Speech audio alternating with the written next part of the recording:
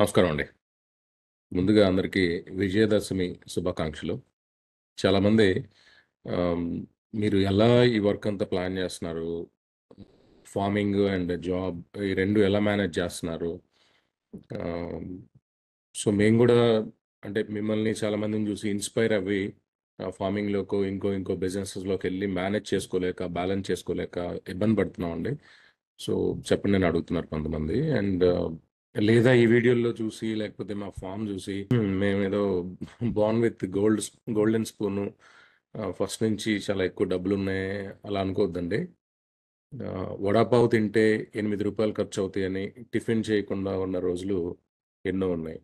15, రూ. 20 డైలీ కూలి కోసం మిరపకాయలు కోయడానికి, పత్తి మిరప తోటలో కలుపులు తీయడానికెళ్ళిన రోజులు అనేకున్నాయి. 10 కట్టలు మందు కట్టలు చిమ్మినా గూడా సైకిల్ మీద మోసుకొని మాగానికి ఒక్కడినే చిమ్మిన రోజులున్నాయి. ఆహ్, రూ. 50,000 జీతం వస్తే ఓ 10, 15,000 ఖర్చు పెట్టుకొని మిగతాయి దాసిపెట్టుకోకుండా రూ. 50,000 జీతంలో నుంచి రూ. 40,000 వన్ రూమ్ కిచెన్ ముంబైలో రూమ్‌కి కట్టి తమ్ముళ్ళిద్దరిని దగ్గర పెట్టుకొని అందరం కలిసి నేర్చుకొని సో, ఇదంతా కూడా ఒక ప్లానింగ్ అండి. చాలా హార్డ్ వర్క్, కష్టం ఉన్నాయి. అందువల్లే నోరు తెరిసి ఏదన్నా చెప్పాలన్నా ఒకటికి 10 సార్లు ఆలోచిస్తాను. ఆ సోషల్ రెస్పాన్సిబిలిటీ ఉంది. ఆ బాధ్యత నాకుంది అని నేనెప్పుడు ఫీల్ అవుతాను. విషయంలోకొస్తే చాలామంది ఫార్మింగ్‌లోకి వస్తున్నారు, రావాలనుకుంటున్నారు. వచ్చిన వాళ్ళు ఎలా చేయాలనుకుంటున్నారు అంటే, నేను జస్ట్ టెల్ యూ అండి. నేనెలా చేస్తున్నాను అన్న విషయం ఆహ్, ఒక 4, 5 నిమిషాల్లో చెప్పేస్తాను. ఎవరైనా పెద్ద పెద్ద కంపెనీస్ తీసుకుంటే వాళ్ళు తీసుకునే నెక్స్ట్ బిగ్ ప్రాజెక్ట్ 5 ఇయర్స్ నుంచి 10 ఇయర్స్‌కి, 15 ఇయర్స్ ప్రొజెక్షన్‌లో తీసుకుంటారు గానీ, ఎవరు గూడా 3 మంత్స్‌లో నాకు డబ్బులొచ్చేస్తాయి, 6 మంత్స్‌లో డబ్బులొచ్చేస్తాయని ప్రాజెక్ట్‌లు ఎవరు చేయరండి. రైట్? సో, ప్రాపర్ ప్లాన్‌తో దిగండి. ఇప్పుడు నేనెలా చేస్తాను అంటే ఫర్ ఎగ్జాంపుల్ మీరిక్కడ చూసినట్లయితే ఇది జీరా ప్రాజెక్ట్ మేనేజ్మెంట్ అండి. ఐటీలో వర్క్ చేసే వాళ్ళకి తెలుస్తది. ఒకవేళ మీరు ఐటీలో వర్క్ చేయకపోతే మీరేం కంగారు పడొద్దు. ఇట్ కుడ్ బి ఇది ఒక సింపుల్ పేపర్ పెన్. ఉదయాన్నే ఆఫీస్‌కి రాగానే ఇలా తీసుకుంటాను, రాసుకుంటాను. అట్లాగే వర్క్‌ఫ్లో రాసుకుంటాను. ఇప్పుడు ఏదైనా టాస్క్ చేస్తున్నాను. What could be the outcome possibilities ఏమున్నాయి? ఆహ్, ఆలోచన చేస్తాను. బట్ అగెయిన్ ఇది జీరా అండి. ఇదొక ఫ్రీ ప్రాజెక్ట్ మేనేజ్మెంట్ సాఫ్ట్‌వేర్ అనమాట. ఇందులో నాయి చాలా ప్రాజెక్ట్స్ ఉన్నాయి. కురేలా ఆగ్రో ఫార్మ్స్‌కి సంబంధించి అగ్రికల్చర్‌కి సంబంధించిన ఒక ప్రాజెక్ట్ అనమాట ఇది. రైట్? సో, ఇక్కడ టు డూలో కొన్నుంటాయి. ప్రోగ్రెస్‌లో ఉండేవి కొన్నుంటాయి. సబ్మిట్ ఫర్ అప్రూవల్ ఉంటాయి. కంప్లీట్ అయినయి కొన్నుంటాయి. ఫర్ ఎగ్జాంపుల్ ఇక్కడ చూస్తే మీరు జెడ్‌బీఎన్ఎఫ్ జీరో బడ్జెట్ న్యాచురల్ ఫార్మింగ్‌కి సంబంధించి ఒకటే టాస్క్ ఉంది. బట్ వేరే వేరే ప్రాజెక్ట్స్‌లో మల్టిపుల్ టాస్క్స్ ఉన్నాయన్నమాట. టెంపరేచరు, రెయిన్‌ఫాలు, హ్యూమిడిటీ, సాయిల్‌లో ఉండే మాయిశ్చరు ఇవి చెప్తా ఉంటాయి. బట్ వాటిలో చాలా గ్యాప్స్ ఉన్నాయి. నాకు కొన్ని కాంటాక్ట్స్ ఉన్నాయి. మా ఫ్రెండ్స్ వాళ్ళతో కలిసి వర్క్ చేస్తున్నాం. ఐఓటీ బేస్డ్ ఎన్‌పీకేస్ కూడా చెప్పడానికి ఐఓటీ బేస్డ్ ఆహ్, అన్‌డిజాల్వ్డ్ సాయిల్ ఎంతున్నయి. అదేదో కమర్షియల్‌గా అమ్మడానికి కాదండి. ఫర్ అవర్ యూజ్ మా అవసరాలకి. అది సక్సెస్‌ఫుల్‌గా అయితే ఆబ్వియస్‌గా షేర్ చేస్తాను. డిఫరెంట్ బ్లాగ్స్ రాసుకునేవి, డైలీ అప్డేట్స్ ఏంటి, తర్వాత ఎస్‌సిఓకి సంబంధించి ఏం స్టార్ట్ చేయలేదు. బట్ ప్లాన్ ఉందండి. అట్లాగే ఇన్ ప్రోగ్రెస్‌లో చూడండి ఆహ్, సోలార్ ట్రాప్స్ అండ్ బగ్ జాపర్స్ అనమాట. అంటే హ్మ్, ఆబ్వియస్‌గా మనం నేచురల్ ఫార్మింగ్‌లో భాగంగా గాని, సస్టైనబుల్ ఫార్మింగ్స్‌లో భాగంగా ఆహ్, స్ప్రేయింగ్‌లు చేయడం అన్నది పర్మనెంట్ సొల్యూషన్ కాదు. వాటితో పాటు కొన్ని మిటిగేషన్ స్టెప్స్, కొన్ని బెస్ట్ ప్రాక్టీసెస్ ఉండాలి. ఆహ్, పురుగుంటదండి. రెక్కల పురుగులుంటాయి. అవి గుడ్లు పెడితేనే పిల్లలవుతాయి. రైట్? పొదిగి. సో, ఆ పురుగులు మన పంటని నాశనం చేస్తాయి. సో, వాటిని ఎట్లా కంట్రోల్ చేయాలి? దాంట్లో భాగంగానే ఈ సోలార్ ట్రాప్స్ అండ్ బగ్ జాపర్స్ అనేవి ఉంటాయండి. ఇవి నైట్ ఆన్ చేసి ట్రాప్‌లో పడేలాగా చేసుకుంటాం. తెలిసిందే అది. బట్ మాన్యువల్‌గా చేస్తామండి. మనం ఏం చేస్తాం నైట్ ఎళ్లి ఆఫ్ చేసి ఐ మీన్ ఆన్ చేస్తాము. ఉదయాన్నే ఆఫ్ చేస్తాం. ఇందులో మిత్ర పురుగులు, శత్రు పురుగులు 2 పడిపోతాయి. రాత్రి 9 నుంచి 12, 1, 2 ఆ టైం వరకు శత్రు పురుగులుంటాయి. ఆ తర్వాత మిత్ర పురుగులొస్తాయి. సో, ఈ మనం నైట్ అంతా ఆన్ చేసి ఉండడం వల్ల 2 రకాల పురుగులు అందులో పడిపోవడం వల్ల మనకి లాభం కంటే నష్టం ఎక్కువ జరుగుతది. సో, దాని గురించి ఆహ్, ఒక సెంట్రలైజ్డ్ మెకానిజం నాకున్న ల్యాండ్ మొత్తానికి ఒక దగ్గర నుంచి ఆపరేట్ చేయాలి అన్న దాని మీద పీఓసీ జరిగింది. రిజల్ట్స్ వచ్చాయి. ఇప్పుడు దాన్ని ఇంప్లిమెంట్ చేస్తున్నాం. అట్లాగే డ్రై యూనిట్ గురించి ఒక వైబుల్ ప్రాజెక్ట్ ఇంతకుముందు చేసాం మీకు తెలిసిందే. బట్ ఆహ్, ప్రాక్టికల్‌గా ముందుకెళ్ళడానికి గవర్నమెంట్ ఆఫ్ ఆంధ్రప్రదేశ్ని అప్రోచ్ అవ్వడానికి we're making a project report అనమాట. తర్వాత పొమోగ్రానైట్ రేపు జనవరిలో ప్లాంటేషన్ జరుగుతుంది, ప్లాంట్ స్కెడ్యూల్ ఇట్లా. సో డిఫరెంట్ డిఫరెంట్ ఐటమ్స్ మీరు ఇక్కడ చూడొచ్చు. ఇందులో ఒక ఎగ్జాంపుల్ చూపిస్తానండి. For example papaya. Last year October 15న ఈ పపాయ ప్లాంటేషన్ అనేది చేశాను 6 acresలో. Papaya red lady 786. సో ఇప్పుడు ఈ పర్టికులర్ పపాయలో ఏం జరిగిందంటే, నేను 6 acresలో వేసానండి. వేసినప్పుడు యూనో నేను యాక్చువల్గా అయితే గుడ్ ఇన్కమ్ ఎక్స్పెక్ట్ చేశాను. బికాస్ నేను అక్టోబర్ 15న వేసాను. అక్టోబర్ దాకా ఎవరు వెయిట్ చేయరు, అందరూ జూన్ జూలైలో వేస్తారు. అక్టోబర్ 15th ఎందుకు వేసాను అంటే, లాస్ట్ 3-4 ఇయర్స్ నుంచి నేను ట్రెండ్ చూస్తే జూన్, జూలై, ఆగస్ట్, సెప్టెంబర్లో కూడా మంచి రేట్లు అమ్ముతుంది పపాయ. సో మనకి ఆ సీజన్లో క్రాప్ రావాలి అంటే జనరల్గా పపాయ ప్లాంటేషన్ జరిగిన తర్వాత 8వ నెలలో 9వ నెలలోనో మంచి కటింగ్లు వస్తాయి. 8 to 9, 8-9 నెలల తర్వాత. సో మీరు మిగతా జూన్లో వేస్తే కూడా మీకు ఆబ్వియస్గా వస్తాయి ఎప్పుడు, జూలై, ఆగస్ట్, సెప్టెంబర్కి. కానీ చివరి కోతలకి మొదటి కోతకి రేటు తేడా ఉంటుంది. సో మంచి కోతలు, ఫస్ట్ తెగే కోతలు, ఢిల్లీ కటింగ్ కోతలు కొయ్యాలి. అది June, July, August, September, October దాకా ఆ 4-5 నెలలు కోతలు రావాలన్న ఉద్దేశంతో అక్టోబర్ 15th వేసాను. వేసిన తర్వాత ఎక్సలెంట్గా వచ్చిందండి. నేను బడ్జెట్ డిఫైన్ చేసుకున్నాను. పర్ ఏకర్ 1 lakh అనుకున్నాను. 6 acresకి 6 lakhs అనుకున్నాను. ఫస్ట్ టైం కాబట్టి దాంట్లో డ్రిప్ అది ఎక్స్ట్రా పడింది నాకు. ఇంకొక 2 lakhs వరకు అయింది. ఓవరాల్గా ఈ ప్రాజెక్ట్కి నాకు 8 lakhs ఖర్చు అయింది. నా ఎక్స్పెక్టేషన్ అంతా కరెక్ట్గా వెళ్ళింది. బట్ ఏప్రిల్, మే నెలలో ఈ సంవత్సరం మీకు తెలిసిందే, ఒక పల్నాడులో పిడుగురాళ్ళ మా ఏరియాలో జూలై 31st కూడా 49 degrees టెంపరేచర్ అండి. జూలై 31st కూడా 49 degrees టెంపరేచర్. అది ఆన్ రికార్డ్ అన్ని దగ్గరలో ఉంటుంది. నాది మిత్రా స్ప్రేయింగ్ మిషన్ ఉంది, ట్రాక్టర్ది. అనంతపురం నుంచి సర్వీస్ ఇంజనీర్ వచ్చాడు, అరగంట ఉండలేకపోయాడండి. ఏంట్రా అంటే, అన్న ఇదేండి అన్న అంటున్నాడు. టాపిక్లోకి వస్తే విపరీతమైన ఎండలు. కృష్ణానది మీకు తెలిసిందే, డ్రాట్ వచ్చేసింది కృష్ణా బెల్ట్ మొత్తం. మాది we completely depend on Krishna river water. బోర్లన్నీ ఎండిపోయినాయి. 6 acreకి సరిపడా వాటర్ రావట్లేదు. నాది 12 acres డ్రాగన్ ఉంది, జామ తోట ఉంది, రకరకాలు. ఒకవేళ ఈ ప్రాజెక్ట్ ఫెయిల్ అయితే నాకు మళ్ళీ సెకండ్ ఆప్షన్ ఉండాలనే ఉద్దేశంతో ఇంకొక 3 acresలో ఫిబ్రవరి 2024, 15th ఇంకొక 3 acresలో నెంబర్ 15 వేసానండి. 15 నంబర్ పప్పాయ కూడా వేసాను. రైట్, ప్లాన్ బి అనమాట. బట్ బ్యాడ్ లక్ ఏంటంటే 15 నంబర్ 15 అయితే అసలుకే పోయింది. మార్చి, ఏప్రిల్కే పోయింది అది. ఈ రెడ్ లేడీ ఏమో ఏప్రిల్, మే లాస్ట్లో అండి, జూన్ 15 ఆ టైంలో బాగా వైరస్ అటాక్ అయిపోయింది.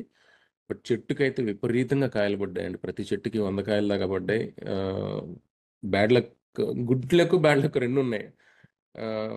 గుడ్ లక్ ఏంటంటే అట్లీస్ట్ నేను ఇన్వెస్ట్ చేసిన డబ్బులు నాకు వచ్చాయి. ఆ 8 లక్షల రూపాయలు నాకు వచ్చేసింది. అందువల్ల ఆ project is closed with no profit, no loss. Bad luck ఏంటంటే నేను ఎక్స్పెక్ట్ చేసినట్లుగా జూలై, ఆగస్ట్, సెప్టెంబర్, అక్టోబర్లో కనుక నాకు క్రాప్ వచ్చినట్లయితే 30 నుంచి 40 రూపీస్ పర్ కిలో అమ్మిందండి. I would have made at least ఒక 20 lakhs, 25 lakhs వచ్చిండే. Profit, no loss.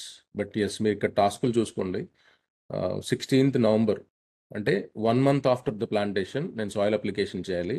క్లియర్గా ఈ టాస్క్ ఓపెన్ చేస్తే నాకు ఇక్కడ నేను ఎంత ఇన్వెస్ట్ చేశాను, line item wise including labour ఖర్చులు కూడా ఉంటాయండి. ఓకే, సో సాయిల్ అప్లికేషను 20 బ్యాగులు, లేబర్ ఖర్చులు మొత్తం కలిపి సుమారు 20,000 రూపాయలు అయిందండి. అంటే ఒక ఎకరానికి 3,200 రూపాయలు ఖర్చు అయింది. So I'll be so specific. నేను ఒకవేళ ఆ రోజు ఆ సాయిల్ అప్లికేషన్ చేస్తుంటే టు మోటివేట్ దెమ్, ఏదైనా తెప్పించాను అనుకోండి, ఫర్ ఎగ్జాంపుల్ కూల్ డ్రింక్స్ తెప్పించాను, వాళ్ళకి ఇంకేదైనా చేసినా కూడా ఐ విల్ క్యాలిక్యులేట్ ఇట్. మోరల్గా వాళ్ళని మోటివేట్ చేయడం కోసం నేను ఏదైనా చేసినా కూడా దాన్ని క్యాలిక్యులేట్ చేస్తాను. But yes, that doesn't mean నేను మనీ మైండెడ్ అట్లా అని కాదు. మనం ఒక క్రాప్ చేస్తున్నాం కాబట్టి దాంట్లో మనం ఖర్చు పెట్టేది ఒక లెక్క వేసుకోవాలి ఒక రైతుగా. But at the same time మనం నలుగురితో పని చేయించుకునేటప్పుడు మనం పిలిచినప్పుడు రావాలి, మనం అడిగిన పని చేయాలి. ఒక గంట లేట్ అయినా ఉండాలి, గంట ఎర్లీగా అయినా రావాలి అంటే మనం బియాండ్ దట్ మనీ బౌండరీ దాటి మనం ఏదో ఒకటి చేయాలి. బట్ ఎస్, మీకు ఒక అందాజ్ కోసం చెప్తున్నాను నేను. సరే, పపాయాలో తర్వాత 19th ఫంగిసైడ్ ఒకటి స్ప్రే చేసామండి. దాని ఖర్చులు కూడా రాసుంటాను. అండ్ కలుపు తీయడం పపాయలో ఎంతమంది పట్టారు ఏంటని కూడా రాసుంటాను. 25th and 26th November cow urine 2,000 లీటర్ల కౌ యూరిన్, అది ఫర్మెంటెడ్ కౌ యూరిన్ అనమాట, అందులో వేయించాను. తర్వాత స్ప్రే చేయించాం ఫార్ములా 4. మీకు తెలిసిందే పపాయలో micro macro nutritions, primary secondary nutritions అనేవి చాలా చాలా ఇంపార్టెంట్. సో తర్వాత 4th డిసెంబర్న మళ్ళీ సాయిల్ అప్లికేషన్ చేయించాను. ఎందుకంటే ఐడియల్గా ఇది 15th డిసెంబర్ చేసి ఉండాలి. 1 మంత్ వరకు ఎందుకు ఆగలేదు అంటే ఐ థింక్ అప్పుడు ఏదో వర్షం పడి క్లైమేట్ సపోర్ట్ చేసింది. సో ఇక్కడ కూడా మీరు చూసుకోవచ్చు, నేను ఈ పర్టికులర్ టాస్క్లో మళ్ళీ ఎంత ఖర్చు పెట్టానని 32,600 రూపీస్ ఖర్చు పెట్టాను. పర్ ఏకర్ 5,500 రూపీస్ అయింది. రైట్. సో ఇందులో లేబర్ ఖర్చు 2,000 ఉంది. మొత్తం 32,600 రూపాయలు అయింది. రైట్. డ్రించింగ్ ఆఫ్ ట్రిప్ అంటే మనం ఏం చేసామంటే కొన్ని చనిపోయిన ప్లాంట్స్ని రీప్లేస్ చేసాం. ఓకే, అక్కడ మనం రీప్లేస్ చేసిన వాటికి మాత్రమే 999 సపరేట్గా డ్రించింగ్ చేపించడం జరిగింది. సెకండ్ డోస్ ఎరువులు వేసాం, అదే that the same task I guess. లివోసిన్ అన్నది ఒకసారి స్ప్రే చేసామండి. లివోసిన్ ఏం చేస్తుందంటే అప్పుడు కంటిన్యూస్గా వర్షాలు ఏదో పడి నా ప్లాంట్స్ కొద్దిగా గ్రోత్ ఎక్కువ వచ్చేసింది. పప్పాయలో గ్రోత్ రాకూడదండి. గ్రోత్ ఎక్కువ వస్తే ఏమవుతుందంటే నీకు ఇంకా అది కాపు కొంగదు. అందువల్ల లివోసిన్ ఏం చేస్తుందంటే గ్రోత్ రెగ్యులేట్ చేసి, గ్రోత్ని ఆఫ్ చేసి కాపుకి ఇంట్రడ్యూస్ చేస్తుంది అనమాట. తర్వాత blue and yellow sticks always remember అండి, మనం క్యూర్ కంటే కూడా ప్రివెన్షన్స్ అనేవి ఇంపార్టెంట్. ఏ క్రాప్ వేసినా సరే blue and yellow sticks, blue yellow and white pad sticks పెట్టడం వల్ల మనకి ప్రివెన్షన్ అవుతుంది. ఒక్కొక్క స్టిక్ ఎంత అయింది ఏంటి ఇవన్నీ కూడా చేపించుంటాను. బట్ ఓవరాల్గా this is how I manage my work. Okay. So నేను నేను ప్రతిదీ కూడా తెలుసుకుంటానండి, అడుగుతాను, మాట్లాడతాను. చాలామంది వస్తుంటారండి ఫర్టిలైజర్ కంపెనీ వాళ్ళు, ఇది వాడండి అది వాడండి అని. నేను కరెంట్ క్రాప్లో మనం వాడాల్సిన ఎరువులు వాడుకుంటూనే ఎక్కడ ఖర్చు తగ్గించవచ్చు, ఎక్కడ ఏం చేయొచ్చు అన్న ఎక్సర్సైజ్ చేస్తానే ఉంటాను. బట్ ఎస్, దీనికి ఇంకొక side, the other side of a coin ఏంటంటే, ఇప్పుడు ఫర్ ఎగ్జాంపుల్ మా విలేజ్ ఉందండి, చాలా బేసిక్ పల్లెటూరు. నేను చేసే పనులు చాలా ఎక్కువగా అనిపిస్తుంటాయి వాళ్ళకి. అంటే ఎలా అంటే ఇప్పుడు ఎవ్రీ మంత్ సాయిల్ అప్లికేషన్ చేయడం, ఎరువులు చేయడం కావచ్చు, డ్రించింగ్ ఆఫ్ కౌ యూరిన్ కావచ్చు, లేకపోతే స్ప్రేయింగ్స్ కావచ్చు, చాలా ఫ్రీక్వెంట్గా అనిపిస్తుంది వాళ్ళకి. సో వాళ్ళకంటూ ఉన్న పపాయ మీద ఒక అవగాహన వేరు, నేను చేస్తున్న ఫార్మింగ్ వేరు. వాళ్ళకి ఎకరానికి ఒక 1,80,000, రూ. 1,00,000, 1,20,000 వస్తే it is very good income for them. But నా ఎక్సర్సైజ్ ఇస్ డిఫరెంట్. నాకు ఆ ₹1,00,000 ఎకరానికి వస్తే నాకు వర్కౌట్ అవ్వదు. బికాస్ నేను హైదరాబాద్ నుంచి ఫామ్కి వెళ్ళడం రావడం, లేకపోతే నేను మెషినరీ మీద చేసిన ఇన్వెస్ట్మెంట్స్, మిగతా అన్నీ కూడా రిటర్న్స్ నాకు వర్కౌట్ అవ్వదు. సో నా ప్రాజెక్ట్ డిఫరెంట్గా ఉంటుంది. బట్ ఎస్, మన చుట్టూ ఉన్న నలుగురు ఏమనుకుంటున్నారు అనేది మ్యాటర్స్ టు అస్. మనం మాట్లాడుతూనే ఒక్కొక్కసారి మనసు ఇప్పుడు చెప్పగలుగుతారు, అబ్బాయి ఇట్లయితే ఎట్లాయా, అంత ఖర్చు పెట్టకూడదు అని. ఒక్కొక్కసారి చెప్పలేరు. But there is always two side of a coin. ఒకటి, నువ్వు సక్సెస్ అయితే మావాడే అంటారు, నువ్వు అవ్వకపోతే అడిగి నేను ఫస్ట్ నుంచి చెప్తానే ఉన్నాను, వాడేం లేదంటారు. అట్లా you have to bring that balance అండి. You have to bring that balance, and this is not 1 day 2 day tasks. Okay. So that is how I manage things. And ఎవరైతే వస్తున్నారో ఫార్మింగ్లోకి వాళ్ళందరికీ నా మెసేజ్ ఏంటంటే, ఫార్మింగ్ అన్నది it's not short term success వచ్చేది కాదు. లాంగ్ టర్మ్ ప్లాన్ చేసుకొని రండి, 100% సక్సెస్ ఉంటుంది. ఇవాళ ఎంతమంది యూత్ని మనం అకామిడేట్ చేసే ఇండస్ట్రీ ఏదన్నా ఉందంటే అది ఫార్మింగ్ మాత్రమే. రైట్. ఐటీలో చూస్తున్నారు ఇప్పుడు ఏం జరుగుతుందో. So IT every year like 4-5 lakhs of youth pass out అయి వస్తున్నారు only in Andhra, Telangana. So వీళ్ళందరికీ జాబ్లు ఎక్కడి నుంచి వస్తాయండి? రెండోది ఏంటంటే, ఎడ్యుకేషన్ అనేది జాబ్ కోసం కాదండి. ఎడ్యుకేషన్ అనేది చక్షణ విచక్షణ జ్ఞానం, అంటే ఏది మంచి ఏది చెడు అని తెలుసుకోవడం కోసం మనకి ఒక బేసిక్ ఎడ్యుకేషన్ అన్నమాట. సో ఇది బాగా డెప్త్ అయిపోద్ది, నేను ఏదో జ్ఞానం చెప్తున్నాను అలా అనుకోకండి. ఇది కేవలం ఎవరైతే పాజిటివ్గా చేద్దాం అనుకుంటున్నారో వాళ్ళ కోసమే. రైట్. సో ఇంకొకసారి ఇంకొక వీడియోలో కలుద్దాం. Thank you.